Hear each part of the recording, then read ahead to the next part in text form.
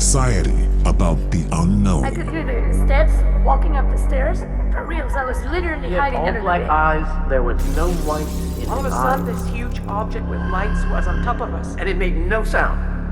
The anguish.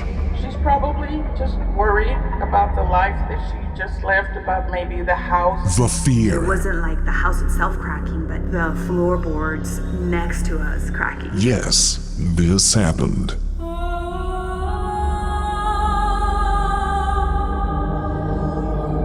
And I heard like very faint laughs, like children laughing. So I screamed like, "Who's there?" And there was a total, very heavy silence after that.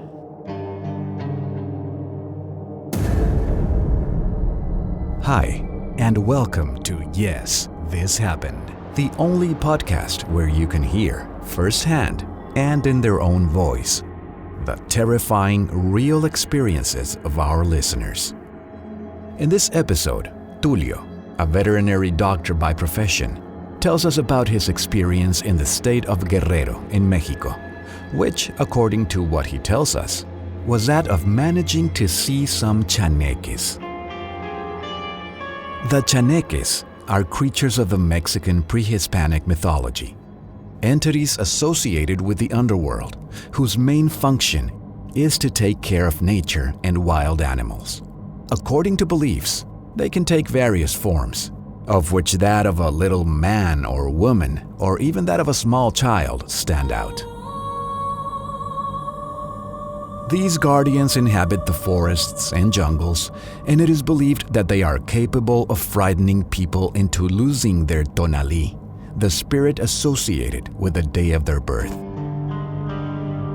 which must then be corrected with a ritual aimed at recovering the lost tonali, or the affected person may die. The Chaneque turns out to be a terror for those who believe in its existence.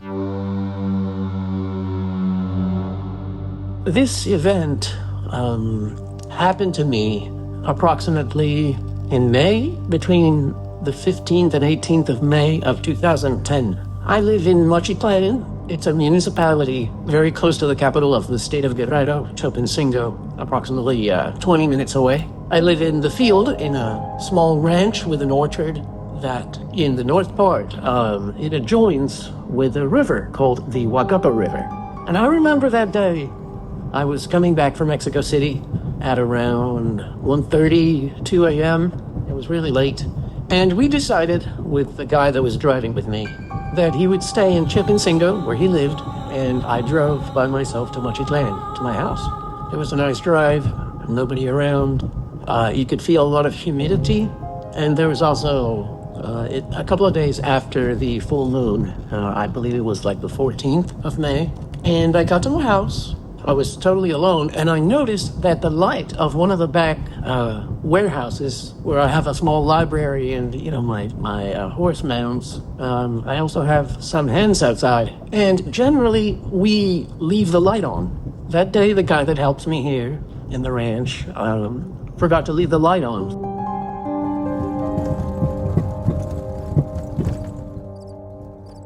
So I got off my truck, and I decided to go and turn on the light. It's approximately 90 meters away from the house to the warehouse. So it's like a little avenue, and to the right, I have a lake that we constructed with geomembrane, which is basically a plastic, and we made like borders all around it, so we didn't have to dig, and just to give it some depth. These borders were just, made of dirt.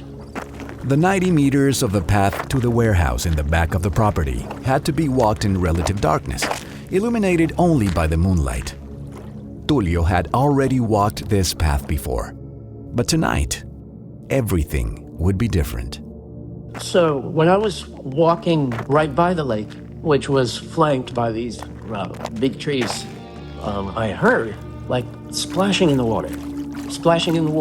So I immediately thought it was maybe one of the animals, like an iguana or one of the chickens, had fallen into the lake, which was half filled, and it was maybe trying to get out and just slipping in the geomembrane, the plastic we have.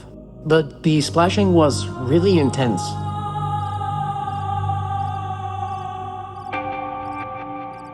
Tulio decided to go investigate what was causing the stir in the water, imagining that it could be an animal in trouble.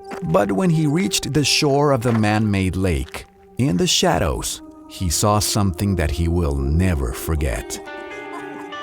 And I heard little laughs, like very faint laughs, like children laughing. So this, alerted me and scared me a little bit, but also, a lot of curiosity to see what was happening. So I screamed, like, "Who's there?" And there was a total, very heavy silence after that. Even the night birds stopped singing, the crickets stopped making their noise, and it was just an eerie feeling of silence and heaviness and strangeness. I don't want to say it was mistimed because I really didn't notice. I didn't check or anything, but it felt like I was there, but I was not there. And I guess that lasted about a couple of seconds. It was just after the full moon, so there were just a couple of clouds. So there was light, very faint light.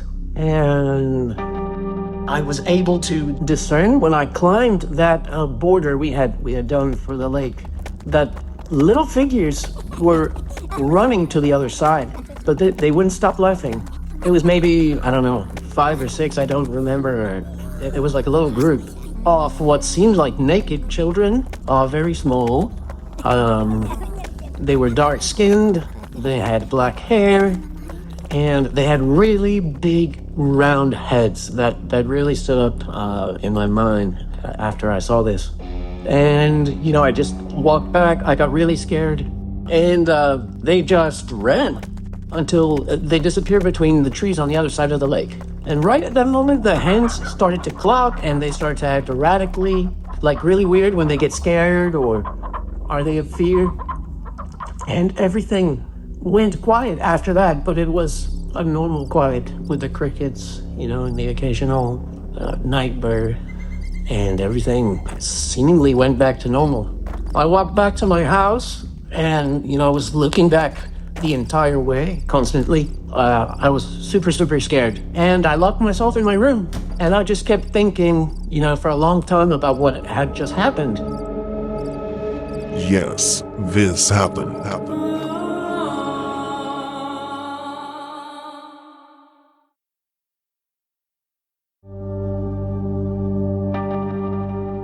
Tulio had a few sleepless nights after that encounter. He started to doubt he had even really seen those beings. The encounter had been brief and he was never able to see their faces, as they were running away from him. But that wouldn't be the last time he would see the mystical creatures. So after that first sighting that I had, things went back to normal for a while at the ranch. I don't know, maybe for about a month. And one night, I heard leaves rustling outside my window. And sometimes, it's animals like coyotes that get close to the ranch because of the hens, or some other animal. But this time, it was a lot of commotion. It wasn't normal. So because I live in a very rural setting, I have a shotgun in my room for protection. So, I got it, and I went out of the house very, very quietly, and I started walking around the perimeter of the house, trying to be very quiet, and I was super scared because I was imagining maybe some trespassers. I didn't know if they were armed or not, or even something to do with organized crime, which is prevalent in this part of the country.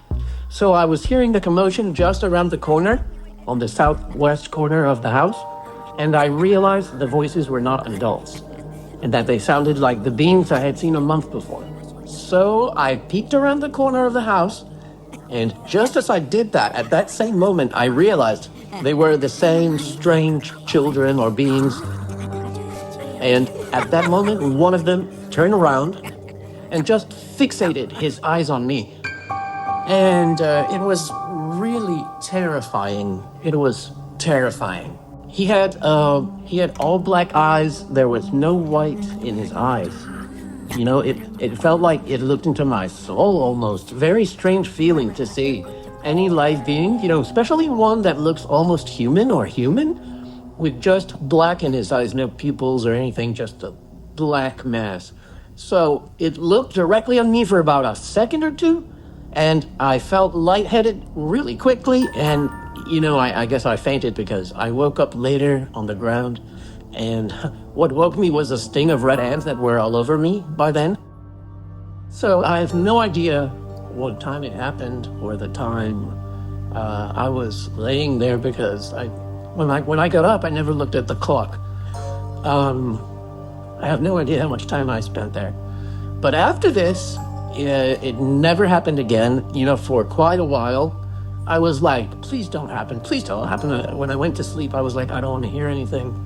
But it never happened again. So, if it ever happens again, I'll just let them play outside, I guess. I regularly don't believe in these things because, I went to college, I am a vet, and I studied in animal medicine, and I like to think I have a scientific mind. I try to be logical about everything, so it's not easy for me to believe in stuff like this, like phenomenons like these. I never thought it would happen to me, and I told my dad what happened after a couple of days about this encounter with these beings of the Mexican mythology. It's a pre-Hispanic story. So he told me, yes, I've heard about these beings called the Chaneques. And also myself, as a kid, I heard about the Chaneques. So yeah, I have a lot of animals. Like I said, I'm a vet. And it is said that they protect the wildlife in the forest and the animals. And also the place where I saw them is important, I think, because they are also associated with taking care of bodies of water and springs. So I don't tell this story a lot because I haven't been able to have clarity about what happened. I'm, however, convinced that I saw them. There's no doubt in my mind about it.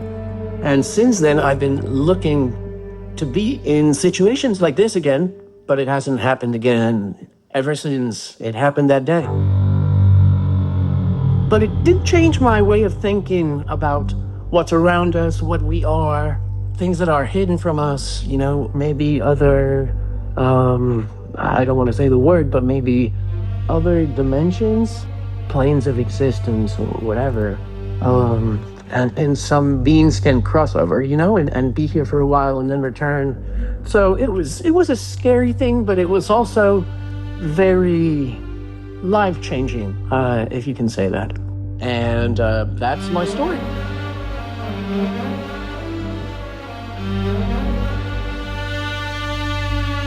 Tulio's account is one of hundreds, if not thousands, of encounters with these mythological beings in Mexico throughout the centuries. Could it be that the Chaneques have been imagined by so many people for so long? Are these legends so engraved in the collective of our minds that we imagine them? Or is it that the Chaneques really live in that same dimension we can barely perceive, where spirits or unidentified aerial phenomenon reside? We will never know. Tulio's testimony remains with us as proof of what could be paranormal events that transcended their dimension to meet us at ours. What do you believe?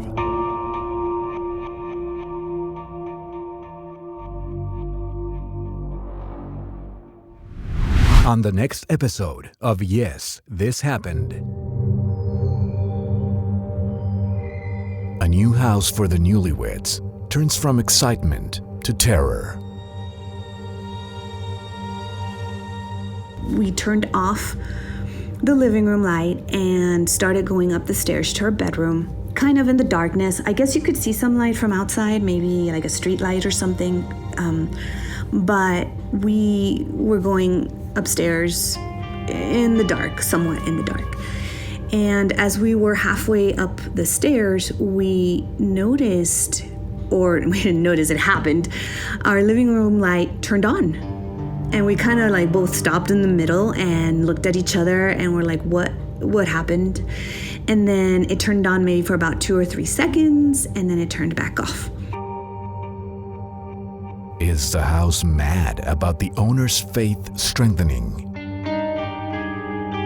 And as we were developing our, I guess, spiritual or religious well-being, things started happening in our house. So at night, for example, when we would pray before getting into bed, we would both kneel and pray, we would start hearing like footsteps in our bedroom.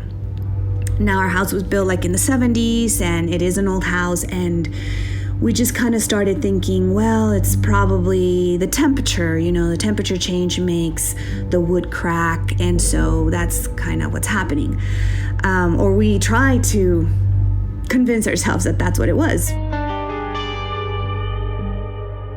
Strange occurrences and dreams plague her family. And it sounded like it was next to us.